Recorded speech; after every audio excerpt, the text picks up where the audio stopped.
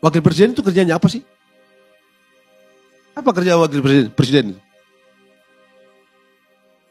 Saya berseluruh dengan teman-teman saya begini. Manusia yang paling senang di Indonesia hari-hari ini, Wapres. Pak Wapres tuh. Pakai sarung tiap hari, asik, senang aja tuh, gak ada kerjaan tuh. Tapi semua diurus oleh negara. Wapres itu kerjanya, dia tidak punya wewenang apa-apa. Tunjukkan pada saya satu saja keputusan Wapres. Yang official. Tunjukkan pada saya. Itu kan cuma ada waktu Bung Hatta dulu. Maklumat X tuh. Situasi gitu. Tunjukkan pada saya. Apa kerjaan Wapres? Apa kerjaan Wapres? Cuma itu dia. Itu kalau disuruh presiden. Kalau disuruh presiden. Anda bisa bayangkan. Tadi pagi kalau nggak salah tuh. Yang waktu pengumuman Capres. Pak Ganjar dengan Pak Mahfud itu. Saya lihat keluar dari ruangan kecil itu. Pak Ganjar depan. Saya ketawa gitu. Wah bagus deh. Pak Mahfud sudah tahu etika protokol presiden dan Wapres. Anda lihat kan? Wapres tidak boleh berjalan sejajar dengan presiden. Nggak bisa. Kerjanya Wapres itu kalau disuruh presiden. Apa saja yang dikerjakan oleh Wapres. Itu yang diperintahkan oleh presiden. Tidak bisa di luar itu. Suka atau tidak, senang atau tidak. Satu-satunya yang diperlukan oleh Wapres ini adalah yang kita perlu Wapres ini jangan sampai presidennya mati. Kalau dia mati di tengah jalan. Itu yang Prof. Cipta, itu yang dipikirkan oleh orang yang menemukan jabatan Wapres ini. Itu dibicarakan di Philadelphia Constitutional Convention 1787. Perdebatan di Philadelphia Constitutional Convention di Amerika Serikat itu mulai dari 17 Mei sampai 17 September 1787. Tahu nggak? September awal itu orang bicara jabatan Wapres. Itu disamakan dengan putra mahkota. Dengan pertimbangan. Karena tadinya kan jabatan presiden itu jabatan tunggal. Kewenangannya dipusatkan, dikonsentrasikan sepenuhnya pada presiden. Tidak dibagi. Tidak didistribusi. Itu presiden. Jabatan tunggal. Disamakan dengan Raja George III di Inggris. Nah kalau kita ciptakan, kita ini tidak mau mengulangi praktek kerajaan absolut di Inggris. Kenapa kita ciptakan jabatan itu? Kata Randolph. Ini bahaya kita hidupkan lagi monarki. Itu sebabnya mereka menyifatkan presiden itu dan jabatan tunggal dan seluruh kekuasaan yang konsentrasikan pada dia. Ini sama dengan kita bikin the fetus of the monarchy, bayi monarki. Lalu, tapi itu yang diperlukan karena pengalaman di negara bagian kalau parlementer celaka. Jadi harus ditaruh biar efektif. Tapi bagaimana kalau dia mati? Lagi berkuasa terus mati. Terus bagaimana kita? Bikin putra mahkota, analog dan putra mahkota. Jadilah jabatan Wapres itu. Sebabnya dia nggak ada kerjaan.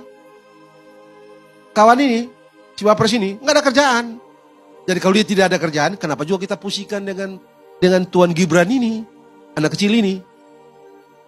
Kenapa harus kita pusing? Dia tidak ada. Ya kita takut memang jangan sampai Pak Prabowo, tentara ini, Jenderal bintang 3 ini, sudah bintang 4 sekarang.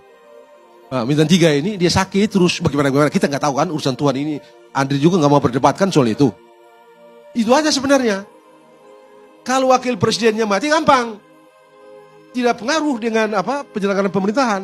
Tapi kalau presidennya incapacity dalam istilah teknis Undang-Undang Dasar, Wapres menjadi presiden. Suka atau tidak, senang atau detik itu juga harus lantik jadi presiden. Di situ itu masalah kita. Itulah faedah dari tadi. Bang Karni men-challenge Andri, Anda tadi menyebut anak muda udah. Riwayatnya bagaimana? Di Aki Pagi minggu yang lalu itu, saya bilang, dulu kita punya anak muda yang namanya Soekarno, umur 25 tahun, 26 tahun, ya, sudah pikirkan bangsa, sudah punya mimpi bangsa ini, yang hari-hari ini. Kita pernah punya kita mengenal satu bangsa Indonesia, satu bahasa Indonesia, satu tanah air Indonesia. Dari siapa? Anak muda yang namanya Yamin. Umur berapa tahun? 20 tahun sekian. Kita punya Pak Natsir. Kita punya Perdana Menteri yang muda, 36 tahun. Tapi orang yang sejak sudah punya pikiran, punya mimpi dan segala macam. Syahrir. Lalu Syahrir, 36 tahun jadi Perdana Menteri. Di situasi yang begitu kacau. Bikin sampai kita sampai di sini. Dengan semua yang mereka berikan itu. Jadi di titik itu memang saya mengerti kok. Tadi Bang Karni bilang Rasulullah 40 tahun. Al-Fatih, Muhammad Fatih, menundukkan Konstantinopel. Umur berapa? 21 tahun. Yang bikin konsep presidensial. Ya, konsep presidensial atau menemukan sistem presidensial. James Madison, 27 tahun. Alexander Hamilton yang bikin undang berapa tahun? Waktu jadi Menteri Keuangan pertama di Amerika Serikat, 32 tahun, 33 tahun. Yang bikin American National First American National Bank, 35 tahun. Begitu banyak pikiran dia yang dipakai sampai sekarang. Misalnya tadi itu implied power, kemudian executive privilege, karena muda memang. Cuma memang mereka terlatih berpikir imajinatif, berpikir melampaui zamannya. Kawan kecil Katu ini, bagaimana? Itu juga jadi soal memang. Itu juga, tapi ya sudah, cuma dia kan nggak ada kerjaan nih. Wapres kan tidak ada kerjaan kan, Bang Karni? Ya tapi kan ada yang dikhawatirkan tadi. Itu memang itu ya kita perlu pikir ada juga. Pertanyaan saya satu. Tahun 2003 kali, saya menggugat ke MK, menggugat undang-undang penyiaran. Dan ketua MK waktu itu Jimli. Itu Mahkamah Konstitusi tidak boleh menambah satu kata pun. Dia hanya boleh mencoret kalau itu tidak sesuai dengan Undang-Undang Dasar. Tapi tidak bisa mengganti itu. Mengganti itu harus DPR lagi.